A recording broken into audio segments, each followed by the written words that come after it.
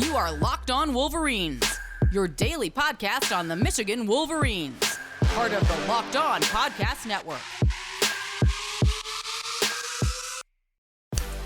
Happy Friday. We are back and doing it. Locked On Wolverines podcast, part of the Locked On Network, where it is your team every day. I am your man on the ground, Isaiah Hole, publisher of Wolverines Wire through USA Today Sports Media Group. And we're going to kind of freestyle this one. I don't have anything in particular. I don't have anything that I feel is like a pressing, what have you. The only thing that I want to talk about is Olu Oluwatimi. Obviously, the addition that Michigan got in him has been huge, and that's been more evidenced by the fact that he won the Rimington Trophy. But otherwise, we are going to kind of just, whatever hits me, old school, the way that we just kind of have a conversation about all things Michigan football.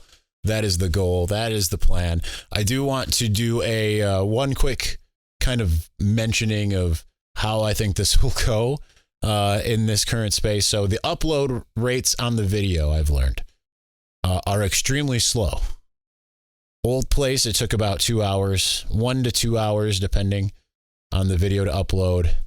I think it took about 6 hours for each. Granted, I was uploading 2 videos yesterday, but it took about 6 hours for both of those, maybe a little bit longer for both those to upload.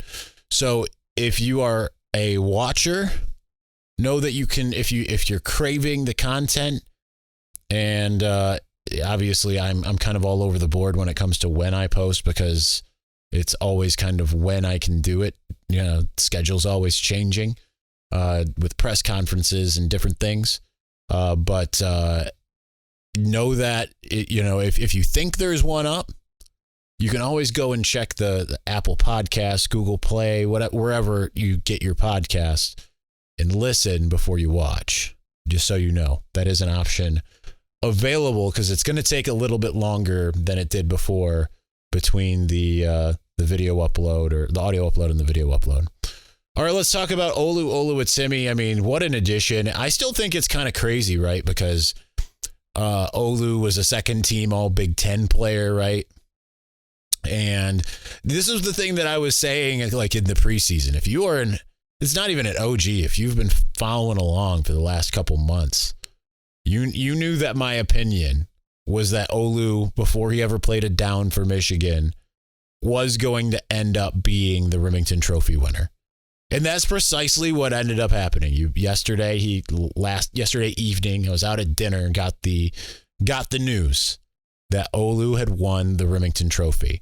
He's Michigan's third. He also won the Outland Trophy. He is Michigan's first, and that goes to an interior lineman, the best interior lineman on either side of the ball. So that goes to tell you exactly what he is. But yeah, he is we're seeing some first-team All-American. I don't know if he'll be a consensus.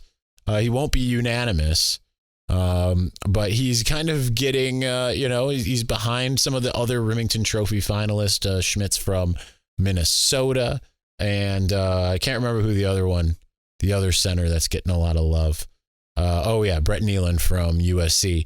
So it's kind of funny, right? Like, not good enough to be all Big Ten first team, but he is good enough to win the best award given to a center, as well as just an interior lineman on the other side of the ball. So it's funny how that all kind of works out. But you know what? It has worked, and I think it's been phenomenal for Michigan to have someone of his caliber being able to come in and do what he's been able to do. I mean, he's been an absolute road grader. And I think this is where the conversation is going to start pivoting.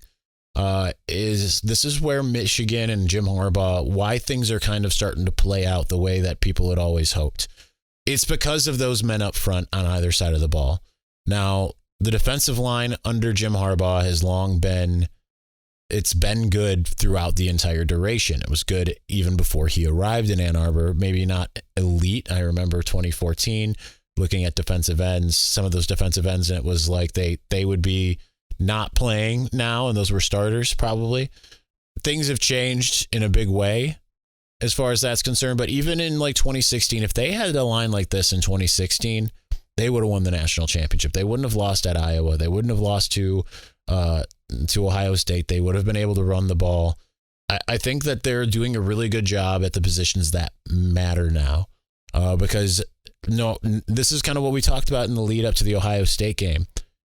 You win games in the trenches. Sometimes you can negate that with just pure speed, athleticism, and talent. And that was kind of my fear going into the Ohio State game, especially with Blake Corum out, was that Ohio State was just, it wasn't going to matter that Michigan's defensive line was dominating, that they were going to be able to find their way around it. Now, Michigan's defensive line, either line didn't dominate until the second half in that game. It kind of felt like a feeling out process to some degree, and then they figured it all out in the second half, as Jesse Minter teams tend to do. But it was one of those things where they did ultimately dominate, right? The guys like Braden McGregor, Jalen Harrell, Yabioki, they were all living. I mean, even Mozzie Smith, Mason Graham had some big plays. I know we're going back a couple weeks here, but they all were living in the backfield in the second half. So, and then obviously they were paving the road on the other side in the second half. That is what we've kind of been waiting to see. And I think it started to really come to fruition. I mean, we started to see signs of it coming to fruition in 2018 with that offensive line. Suddenly John Runyon Jr. went from being a guy that you didn't want to see on the field to being the best lineman. They had all kinds of guys that were doing really good. Michael Onwenu, who's still doing great as a pro. They had guys, but not like what they have now. And it was kind of like Ed Warner helped that team walk so that they could run now, because I don't think that you can separate that, right? They needed that bridge to get them back to respectability, because they were not a respectable unit necessarily. And I don't mean to, degrade what some of those guys who were some of my guys, like Eric Magnuson, Kyle Kalis, some of those guys, they were great, but it's a different scenario now. This is like vintage Michigan football, bully ball. That's why when you start thinking about TCU, this is something they haven't seen. They can sit there and be like, well, we're physical too. This is going to be a different level for them. And it's funny because I think when I go online and I see TCU fans talking, it reminds me probably of Michigan fans talking last year about Georgia, or even me talking about Georgia. I'm like, oh, I just feel like this is the team of destiny. I feel like they're gonna do it just because they finally got here. And then Georgia, fans, we did the Locked On Bulldogs crossover, and they're kind of like, yeah, that's cute. That's kind of how I feel looking with this TCU stuff. I think it's kind of that, right? Because it's like what it was with even Ohio State this year. They're talking like, oh, we're so physical. And it's like, well, let's see when you actually play Michigan and see how that works. And then sure enough, it didn't even take long before that, their defensive line started kind of quitting. That's how it goes. And it's the thing about college football. It's cyclical. Some of these things come back around. Some of the, the new hotness might be the spread offense. Now everyone's running in some kind of spread, even Michigan to some degree. But power is not something you can defend, because most teams aren't running that anymore. All right, we are going to continue this conversation because I like where this is going. But before we do, listen, betonline.net is your number one source for sports betting info, stats, news, and analysis. Get the latest odds and trends for every professional and amateur league out there, from football to basketball to soccer and esports. We've got it all at betonline.net. And if you love sports podcasts, you can find those at BetOnline as well. We're always the fastest and easiest way to get your betting fix. Head to the website today or use your mobile device to learn more. BetOnline, where the game starts.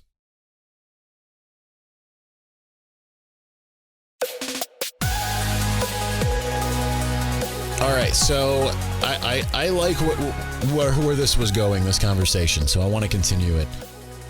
Because Jim Harbaugh essentially has zigged where others have zagged, and he even started to zag, right, with Josh Gaddis.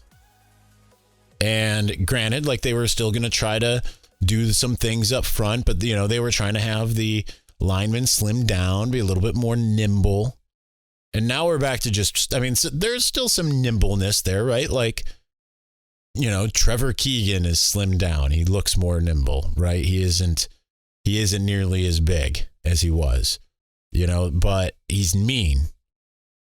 And it seems like they are getting a group of guys that know how to do that. And here's the great news. Because you have a guy like Ryan Hayes who learned from a guy like Ben Bredesen, not the same position, but I remember Ben Bredesen. I can share this now, but Ben Bredesen came up to me directly.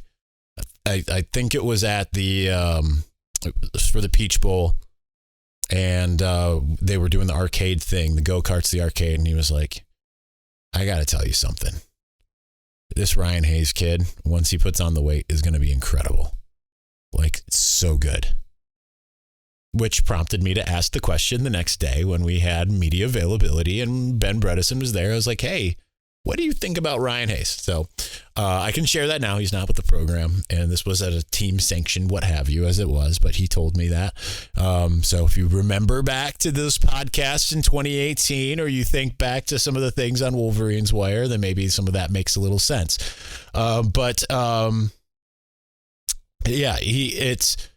You've got a guy like him who learned from someone who played all 4 years, right? And it's like he takes it to that next level. And then a guy like Jeffrey Percy learns from him. I mean, it could be Ladarius Henderson, maybe. But then, with guys like Trevor Keegan, Zach Zinner, they learn from their predecessors. And then these next guys, they all pay it forward, which is what Michigan's kind of been missing, and what is the one thing that they have long needed is having these guys that impart a lot of the values, as well as work ethic, as well as just kind of nasty demeanor that's necessary up front. But I mean, it's not limited to just the line play. It is something that I think is the whole team. That's why it's that much more disappointing with Cade McNamara and his parting shots as a captain, because Aiden Hutchinson would not have done that. And I think that Cade had a similar effect on the offense as Aiden had on the defense. It really is like the antithesis of don't get bitter, get better. It's like he got bitter while he's trying to get physically better. So, but I think overall, I think that's where having a guy like JJ is great, because, as much as there probably were some slight locker room rifts, I don't think that those last very long when you start winning, right? If JJ's out there making plays the way he's making them, you can be as loyal to another guy and say, that's my brother, but guess what? I like going to national championship games. You know what I mean? So that only counts for so much. But the good thing is having some of those guys that I think have learned the right lessons. I think JJ and Donovan Edwards, even just being in the program for a year, they're learning the right lessons thanks to guys like Ronnie Bell. I think that that's where things start to be really good, because then those next guys are going to have that. It's not, and I think the greater part is it's not me. Or Juwan Howard would say me, I, me. Every time I'm transcribing him, it's like, okay. But that's great for the future of the program, because then other guys aren't going to sit there and they're going to see, okay, hold on. I need to get better before I'm able to go out there. That's where having a guy like Ayabi Oki, who had told me at one point, another thing I'm going to share with you, which I probably shouldn't, but he told me at one point that, we ran into each other. Okay. And we obviously have known each other because I covered his recruitment. I interviewed him, as any longtime watcher, listener will know, because I brought it up when he transferred in, I interviewed him down at one of the satellite camps. It was one of the weirdest interviews I'd ever had, but it's like he's trying to make up for that now that he is much more mature. And he was telling me, this was like week 4-ish. He's like, people keep on wanting to see more of me. And I'm just saying, I'm just trying to get the work in. I'm trying to earn it. I'm not going to sit here and say, I have the talent, you need to put me out there. He's like, I'll play more when I have earned it. That is the mentality that a team like Michigan needs to have, especially because they don't have the same amount of 5 stars as, say, like a Georgia. Georgia might have a similar overall mentality, similar scheme, similar style, but they are laden with 5 stars. And if you can get guys that have talent and that can work the way that Michigan works, you've got a shot. And the good thing is it seems like they are paying it forward. These guys that, whether they're a younger guy on the team, but an older guy like Iabioki, whether they're some of these guys who just got some early playing time. I say early, but one of them I'm going to mention is a junior, at least a third year or whatever, Jeffrey Percy, or like a second year guy like Gio Al-Hadi. Some of those guys, right, they understand that, all right, when it's my time, I need to have the same demeanor as my predecessor. And I know what it takes to win because I watched how these guys won. And also schematically, zagging while others are zigging, or vice versa, however you want to call it, with Jim Harbaugh and the fact that they are doing this power run type thing with some spread concepts mixed in from an offensive standpoint, it becomes really difficult for other teams to defend, especially, if you look at that second level, linebackers used to be 240, 250 pounds. Heck, I remember it was a couple years ago, the Lions drafted Tavai, and it was like, what are you doing getting a 242-pound linebacker? I mean, that's what they used to be, right? Because it was like, it wasn't about speed. It wasn't about going sideline to sideline. It was about meeting that running back in the hole and saying no. And now it's all about speed. It's all about sideline to sideline. Sometimes you get a guy that can still thump like Devin Bush. But when you're suddenly running up against a buzzsaw like Michigan's offensive line is, add in some tight ends and all of that, yeah, you're going to make some teams tap out because they aren't accustomed to that. Because what we call basketball on grass has become like, okay, only like the real air raid-ish ones out there are basketball on grass, but everyone's kind of got some elements to it nowadays. It isn't all about grinding teams down and being tough. And teams like Ohio State went out there and said, we're tough until they met a tougher team and realized maybe no. So I like where this team is going. Let's continue the conversation because, again, I'm still liking this trajectory. By the way, the plan is to try to have a Saturday show to make up for the one day I missed from more moving stuff. So we've had a couple days, even today, went much later than I wanted to because I had to get a U-Haul and trek some stuff back and do the whole thing still. That's still going to be a progress scenario for at least the next week. All right, can we pause set for a second? Okay, we're paused. Great, because you have got to try this. I'm talking about Built Bar's new reimagined flavors. That's cookie dough topper, coconut brownie bar, coconut brownie topper, white chocolate peppermint granola. It's Built's take on the granola bar, so it's more filling, still insanely tasty, and candy cane brownie puff. That's right, Built Puffs are like biting into the universe's most delicious cloud. I can attest to that. The puffs are so good. Nothing wrong with the originals, the OG bars. The puffs are where it's at. First off, anyone who hasn't tried Built Bars before, they're literally the best tasting protein bars ever built. They're revolutionizing nutrition. As we know, with 100% real chocolate, 17 grams of protein, and they're shockingly low sugar and calories. It's 130 calories. Y'all know that have been watching and listening for a while. I double up on those bad boys. Just sink your teeth into that first bite and it'll change your life forever. I'm not kidding. There will be a time before you tried these new Built flavors and the magical, wonderful time afterwards. You're probably wondering which new flavor is my favorite. That's an unanswerable question, to say the least. They're all unbelievable. But, I mean, some of those white chocolate peppermint granola, I mean, get in the holiday spirit, y'all. They're all different, so you can order a mixed box and try all 5 flavors for yourself. Built, you got to try this. Get 15% off your order right now by using the code LOCKEDON15 at Built.com.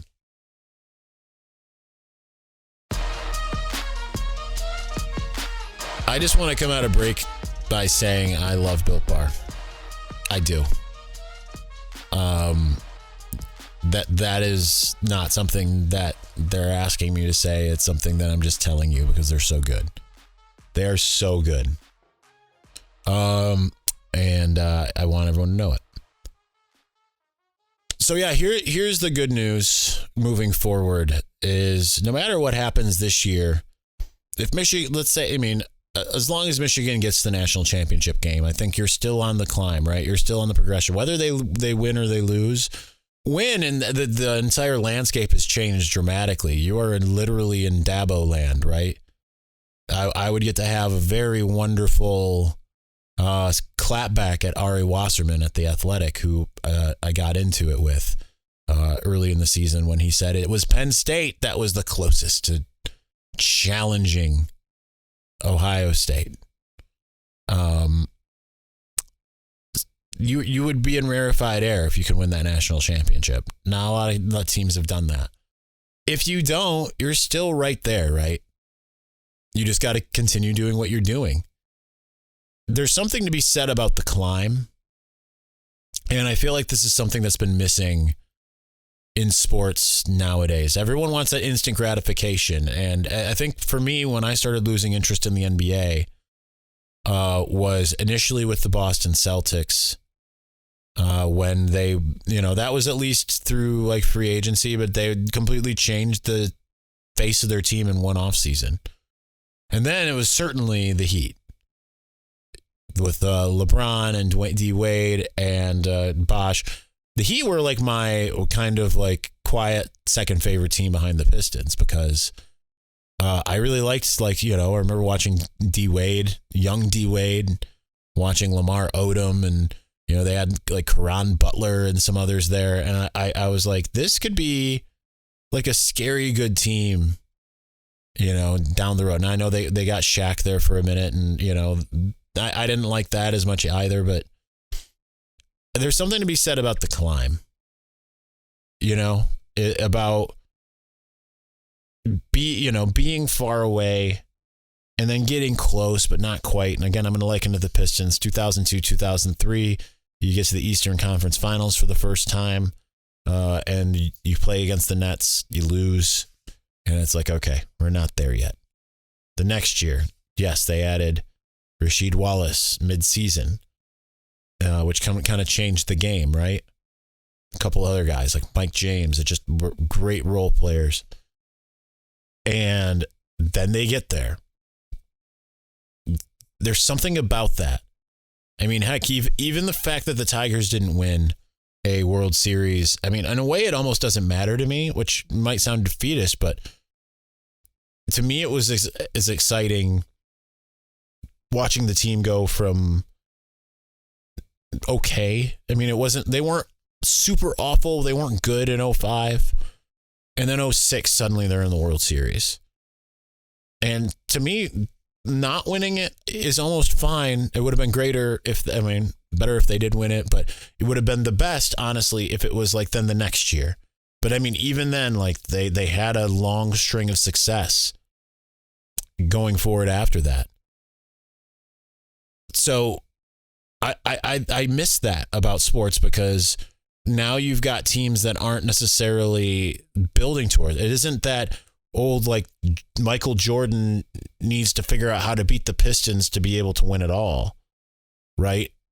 It's who in the transfer portal can we get? Who in the free agency can we get? Who, it used to be more through the draft and now it became through free agency.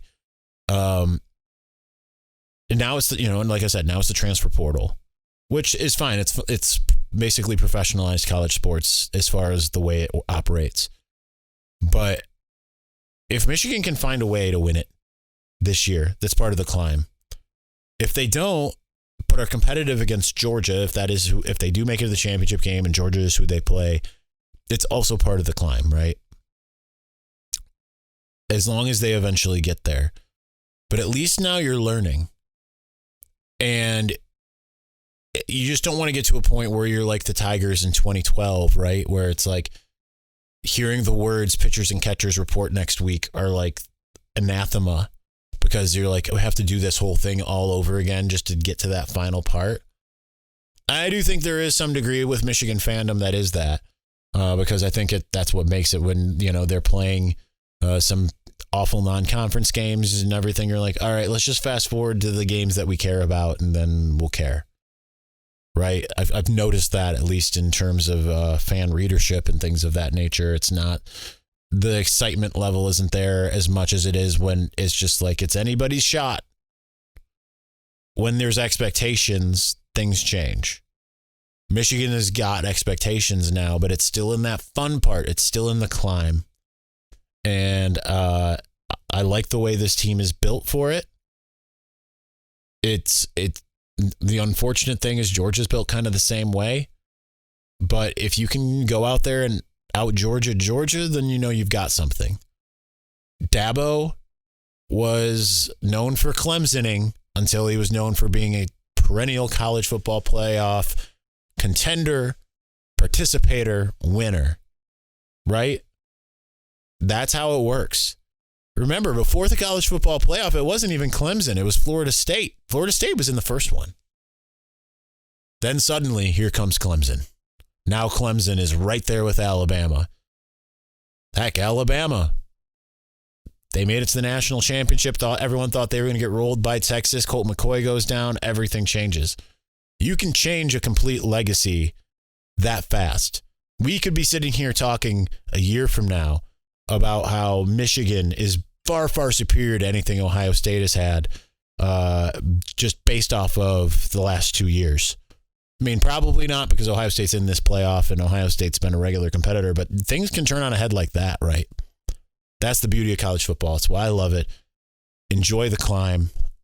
I feel like it's moving in the right direction, starting from the trenches on up. All right, that's going to do it for us today. Like I said, I'm going to try to I don't have any plans necessarily, but I'm going to try to do a Saturday show, make up for the missed one. We're going to try to do as best we can to get back to 5 days a week, even when life is happening. But thank you for watching and or listening. We will talk to you again soon. Peace.